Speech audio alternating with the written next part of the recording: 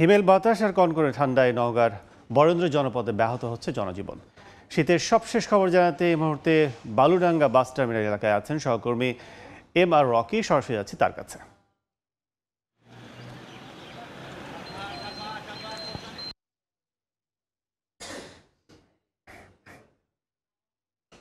এই অঞ্চলে এই মুহূর্তে শীতের যে দাপট, তীব্র শীত অনুভূত হচ্ছে, কনকনে ঠান্ডা অনুভূত হচ্ছে এবং এই ঠান্ডা কিন্তু এবার জানুয়ারির প্রথম থেকেই কিছুটা ওঠানামা করছিল, তবে চলতি সপ্তাহে এসে শীতের যে তীব্রতা তা কিন্তু আরেক দফা বেড়েছে এবং আমরা এখানে দেখছিলাম যে তাপমাত্রার যে পারদ তা কিন্তু 9-10-এর ঘরে ওঠানামা করছে। তবে আজকে তাপমাত্রার উষ্ণতা কিছুটা রয়েছে, কিন্তু কনকনে হিম বাতাসের কারণে কিন্তু এই মুহূর্তে যে শীত, প্রচণ্ড শীত তা কিন্তু সরাসরি গায়ে এসে বাড়ছে এবং সকালে যারা কাজের সন্ধানে বের হচ্ছেন তাদের কিন্তু বাড়তি গরম কাপড় গায়ে চেপেই তাদের কিন্তু বিভিন্ন কাজকর্মে যেতে হচ্ছে এবং আমরা দেখছিলাম যে এই জনপদের উপর দিয়ে এই মুহূর্তে এই প্রকোপ ঠান্ডা বয়ে যাওয়ার কারণে ভর মৌসুম ধান রোপণের এই বুড়ো চাষের সেটা কিন্তু কিছুটা বাধাগ্রস্ত হচ্ছে এবং গত কয়েকদিনের যে তাপমাত্রা বা তীব্র কনকনে হিম বাতাস তা কিন্তু বিগত দিনের চেয়ে বাড়তি হওয়ার কারণে কিছুটা হলো এই সংকটটা বা এই সমস্যা অনুভূত হচ্ছে।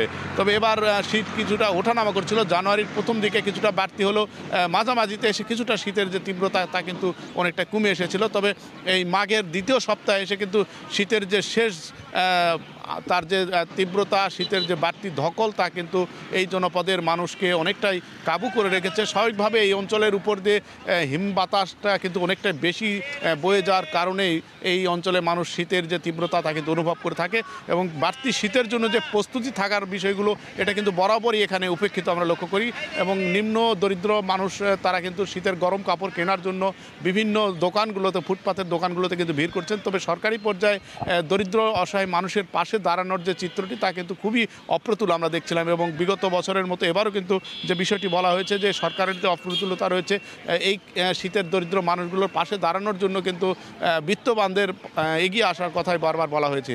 তবে এবার শীতের বাড়তি এরকম একটি উষ্ণতার জন্য প্রধান যে সমস্যাগুলো আমরা দেখছিলাম তা হলো যে শিশু এবং বয়স্কদের ক্ষেত্রে কিন্তু রোগবালাইয়ের প্রকোপটা কিন্তু বেশ বেড়েছে এবং এই শীতের যে ওঠানামা করছে, তাপমাত্রা কখনো 14-15-এর ঘরে উঠছে, আবার রাতে কিন্তু প্রবল শীত অনুভূত হচ্ছে, তাপমাত্রা দ্রুত 9-10-এর ঘরে নিচে নেমে যাচ্ছে। এর ফলেই কিন্তু এরকম একটি ছন্দপতন আবহাওয়ার কারণে রোগবালাইয়ের প্রকোপটা বাড়তি। চিকিৎসকরা বলছেন বর্তমানে যে আবহাওয়াটা বিরাজ করছে এই আবহাওয়া একেবারে বৈরী আবহাওয়া এবং এই অসহনীয় আবহাওয়া থেকে শিশুদের বাড়তি সুরক্ষার কথা তারা বলেছেন। পাশাপাশি এই আবহাওয়ায় আসলে গরম পানি ব্যবহার এবং বাসি খাবার পরিহার এর মাধ্যমে কিন্তু শীত সুরক্ষার বিষয়গুলোকে তাগিদ দেওয়া হয়েছে।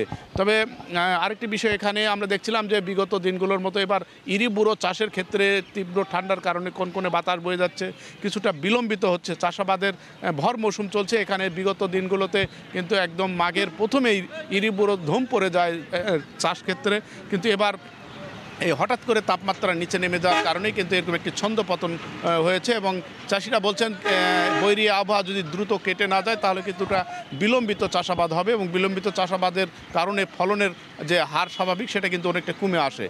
তবে শীতের এই পরিস্থিতিতে আসলে আমরা আরেকটি বিষয় এখানে দেখছিলাম, গত কয়েকদিন ধরে কিন্তু ঘন কুয়াশা ছিল, আজকে কিন্তু ঘন কুয়াশাটা কিছুটা কম থাকলেও হিম বাতাস, এই বাতাস বয়ে যাওয়ার কারণেই কিন্তু শীতের যে তীব্রতা সরাসরি গায়ে এসে বাড়ছে। মাঘের শেষ শীত এটা বলা হচ্ছে এবং আবহাওয়া অফিস থেকে জানিয়েছে দ্রুত কিন্তু এই আবহাওয়ার যে পরিবর্তন তা কিন্তু আশা করছেন তারা এবং দু একদিনের ভিতর কিন্তু এই বৈরী আবহাওয়া কেটে যাবে এমন আভাস জানিয়েছে আবহাওয়া অফিসের পক্ষ থেকে। এই ছিল সার্বিক নওগাঁ সহ এই অঞ্চলে শীতের যে খবর, শীতের যে বার্তা তা আমার কাছে। শীতের খবর জানতে এতক্ষণ সরাসরি ছিলাম নওগাঁয়।